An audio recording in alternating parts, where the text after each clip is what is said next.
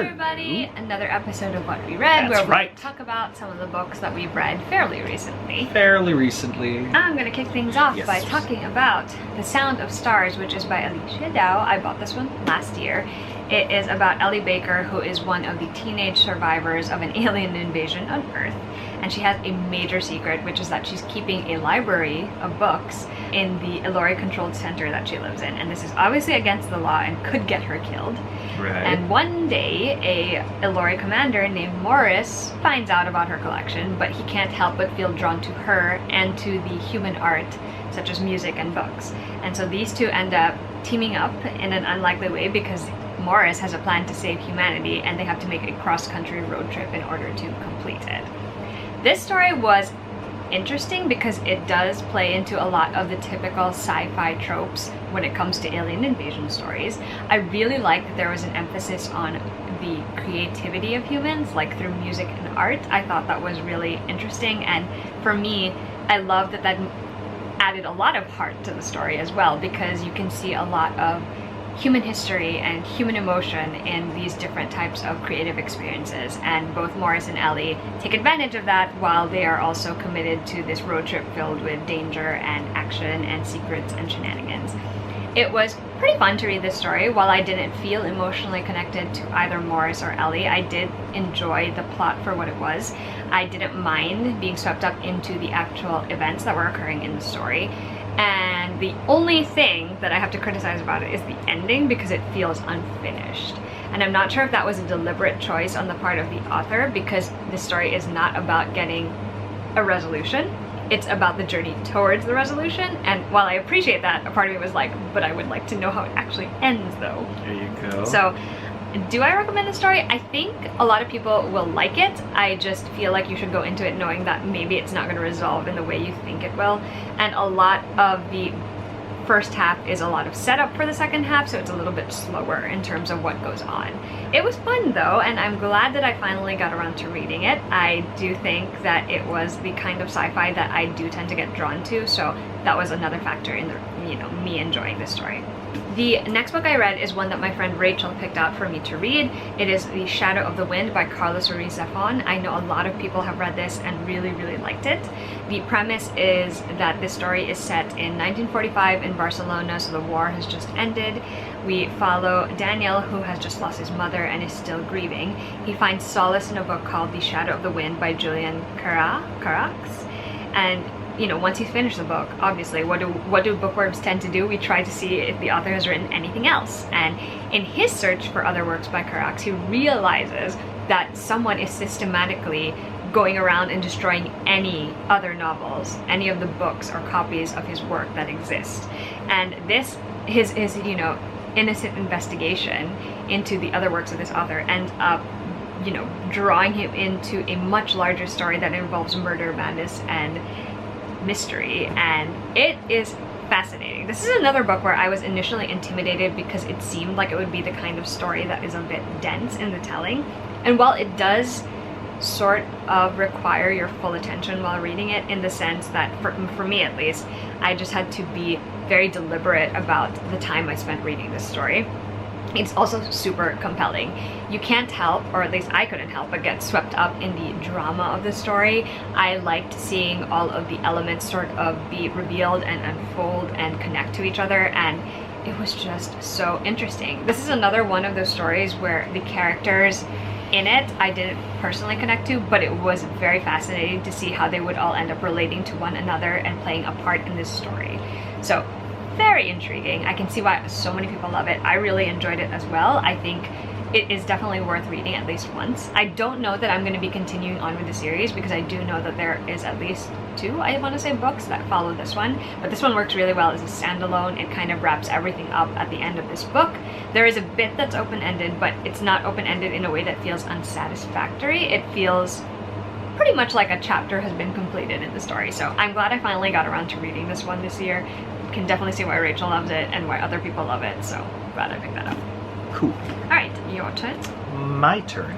I actually have been, as always, reading comics, and this is my sort of like comic and actual proper comics, like graphic novels, yes, obviously, but like we're talking Marvel, DC, that Okay. kind of thing. Mostly Marvel, I want to say. In which case, let's start with Marvel. I'm going to start with Spider-Verse. That's really just what it is, just Spider-Verse. Oh, yes. Kind of like, and I say that kind of like how, you know, that one Friends episode when Phoebe was commenting on like Joey's like musical Freud, you know, just like, because it's kind of how the whole series hits you. It centers on the Spider family, I want to say. That doesn't exist in the Marvel universe. Spider Clan. Spiders across the multiversal spiders across time and space too. So you've got like the Spider-Man who's a Captain Britain. You've got the Spider-Man who's 2099. You've got Basically all every the different Spider-Man Noir. Think Into the Spider-Verse, the movie, which won Oscars and was awesome. And this was sort of like the main storyline that it was sort of maybe sort of based on. But the difference being that all of the spiders are being hunted because they're all technically totems of the spider.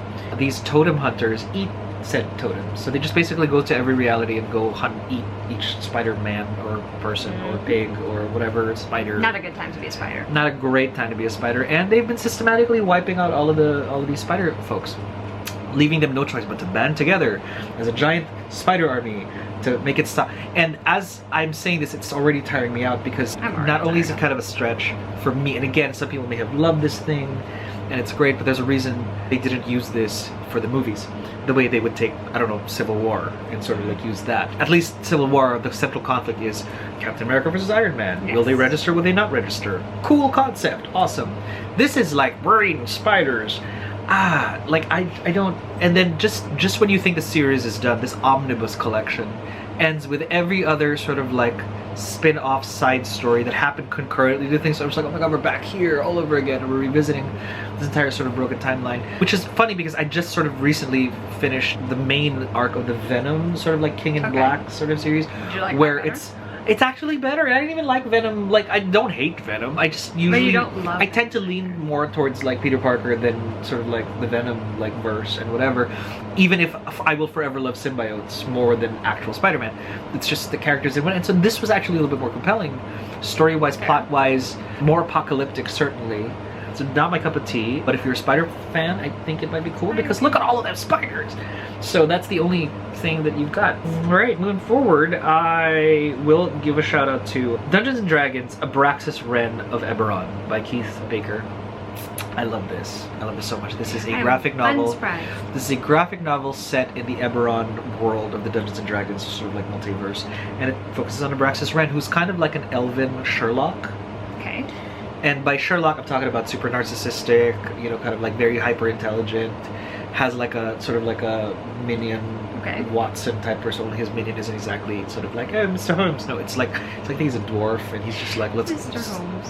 And it's such a wild ride to have this type of elven investigator, private investigator, solve crimes that sort of like bleed into like the multiverse and. You know, get into apocalyptic shenanigans, and I appreciated that so much. So definitely a better read. Super obscure. I want more. I wasn't able to find any. If you found any more Abraxis Wren like books, please let me know. But my light googling did not yield anything further than that. Anyway, moving forward, because the X-Men are still a thing, Reign of X is here.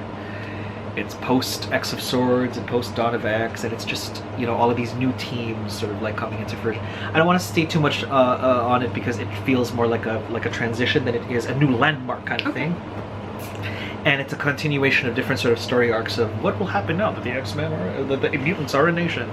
It is their reign, and it begins. And it's leading up to, and this is what I really want to get into, it's leading up to the Hellfire Gala. Which is kind of like the Met Gala, but for like mutants of the world and everything like that. And there was this whole series of like, you know, elegantly dressed X-Men canonically. Like, this isn't just fan art. This is really like Storm has like a train of actual freaking Storm clowns.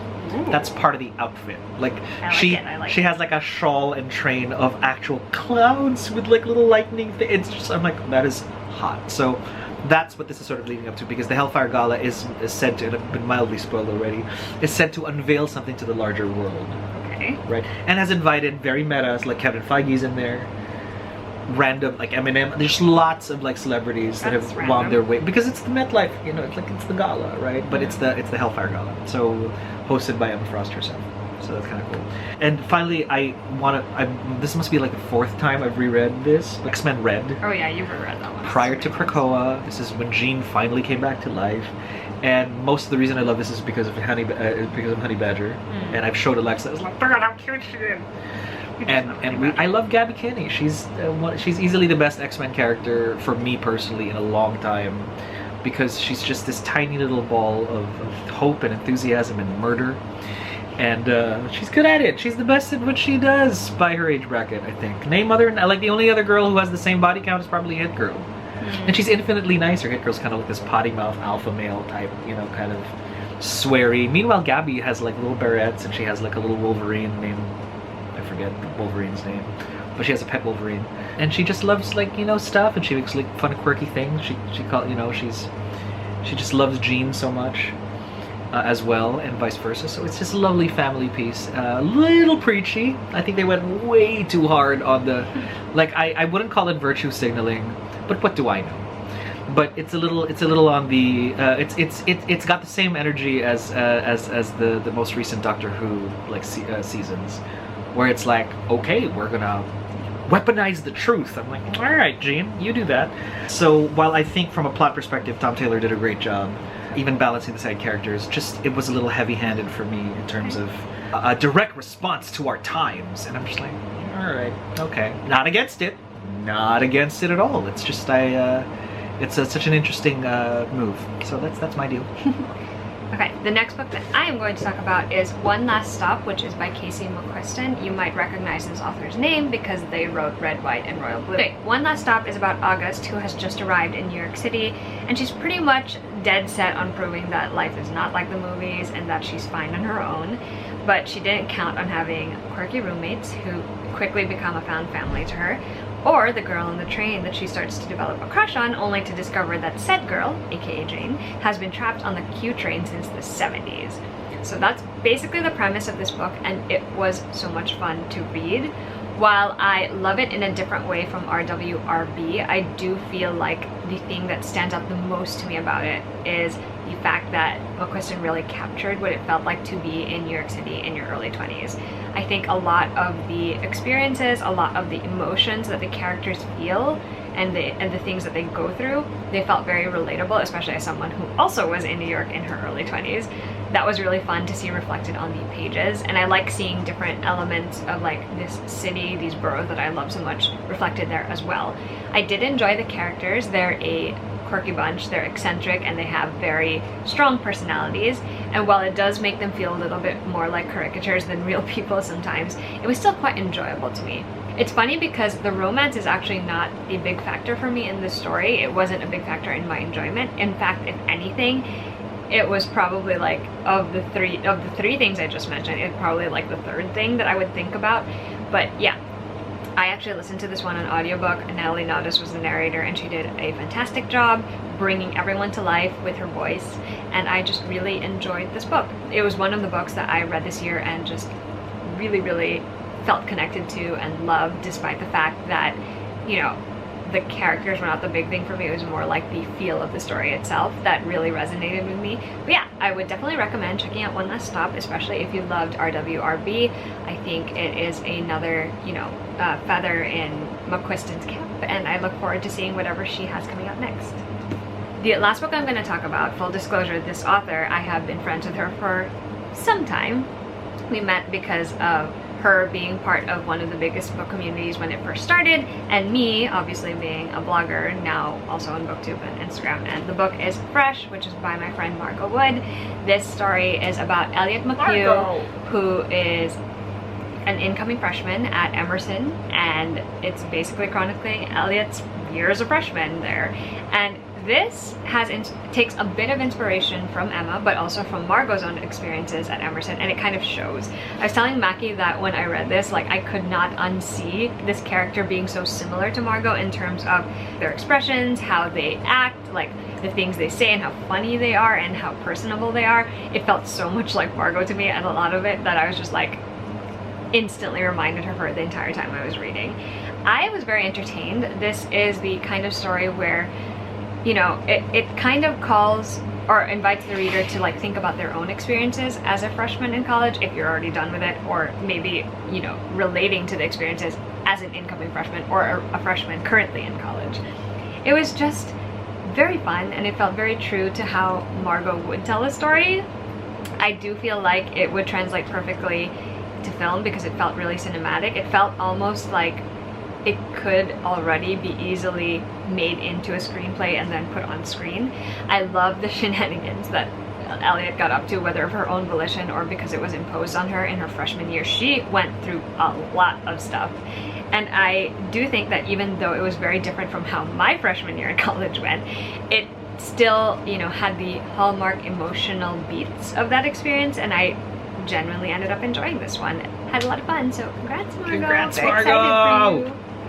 Anyway, those are all the books that we have to talk about in today's What We Read video. If you have any thoughts, feelings, comments, questions about any of them, feel free to leave a comment down below.